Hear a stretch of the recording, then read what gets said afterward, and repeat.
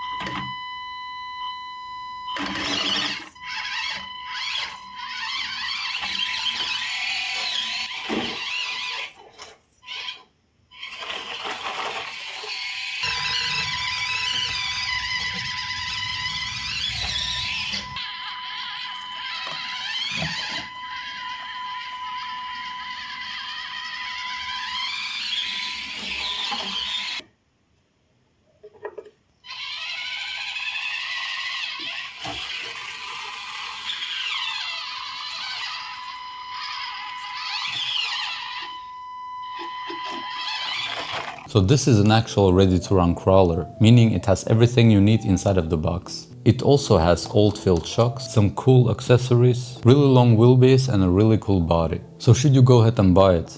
My personal opinion, if you like the extra long wheelbase or the body, I would say go ahead and do it.